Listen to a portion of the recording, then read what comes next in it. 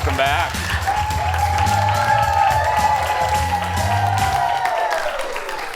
Well, as you get to know our show, you'll realize we're really just a goofy show, but there's a few topics that we really care about. One of them is travel. So you're actually going to learn something today. It's rare on our show, but you're going to, yeah. So, big changes. Ooh, I'm going to try to remain not rageful right now. Anyway, big changes are coming for anyone who is a part of Delta Airlines SkyMiles program.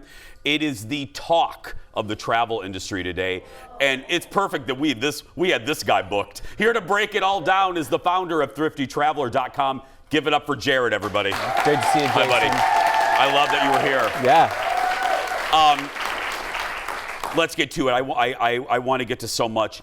Can you break it down to Betty from Anoka or Bill from Peoria? What happened? Yeah, so, one of the big problems Delta has is they have too many elite travelers, people with status that want to sit at the front of the aircraft. Big problem. And the second one, too many people in their Delta Sky Clubs. So those lounges at airports that people go into to enjoy food and drinks. There's been lines out the door. So they've made some changes in the last 24 hours that are going to be impacting frequent flyers and especially road warriors, people who travel for work. So bottom line, if you have a Delta branded credit card, an Amex card, you are now going to have to spend considerably more to even get the basement level status level. Am I right on that? That is correct. They're making it more difficult to get any kind of Delta status at all. Also, if you have those credit cards, you can only enter in the Delta Sky Clubs. It's not unlimited anymore. Every time you fly, it's between 6 and 10 times per year. So it's a pretty big change. Delta no longer cares how far you fly or how much you fly. They only care about how much you spend with them. Can you give an anecdotal? We were just talking about this in the break when I was trying to retain my composure. Give a hypothetical situation and when the audience, some of them will faint like those goats in farmyards. Give a scenario to describe real life what we're talking about like here. A somewhat normal human. I'm going to use myself as an example, and I'm not a normal traveler, but just not even top tier Delta status, like platinum medallion, which is second from the top, diamond's the top. You need to spend over $150,000 a year on the Delta credit cards now to get status. To retain that status, y'all. That status without flying Delta at all. But let's say you want top tier diamond, you have to spend over, I think, $350,000 or $300,000. And let's go down one.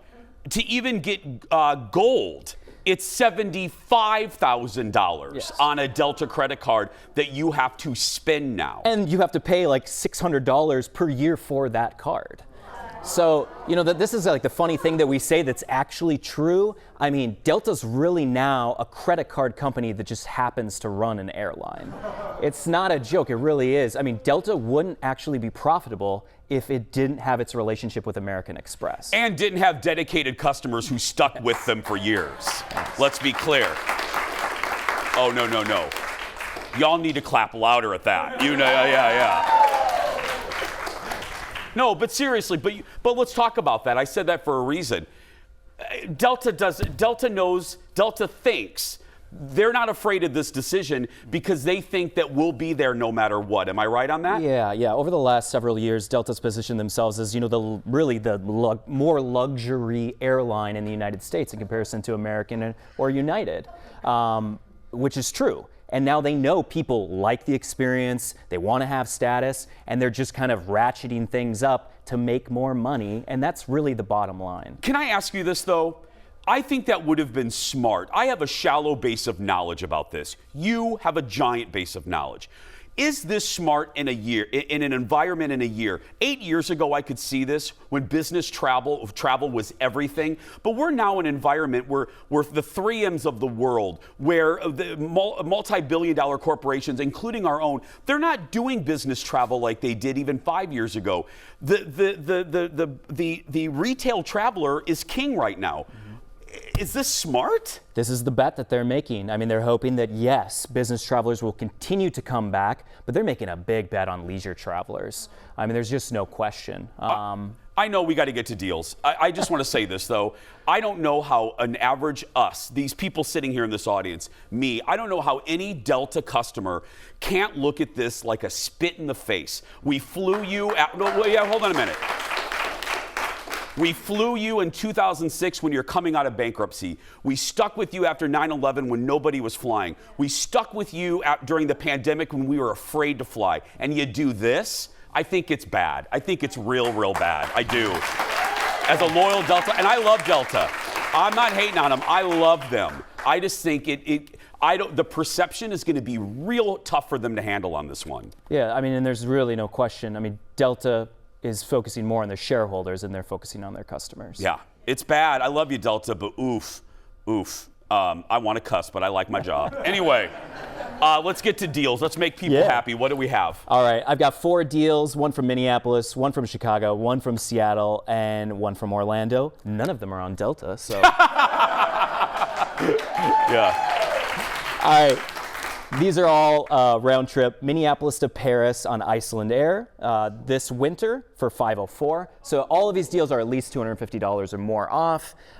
Chicago to Dublin nonstop on Aer Lingus through February for $489. Great deal, nonstop. Seattle to Iceland nonstop on Iceland Air, $552 through February, and Orlando to Costa Rica for $298 nonstop on JetBlue through December. So again, you can just hop on Google Flights and book those directly through the airline. I got to tell you, I appreciate you guys, your team at Thrifty Traveler. We went right to you when we heard this was coming down, and go read Jared's article, his team's article. It breaks it down better than we could do in a short TV segment. Thank you, buddy. There we go. For more information, go to thriftytraveler.com. We're going to take a break. We'll be back after this. Back in a moment, everybody. Back in a moment. Thank you.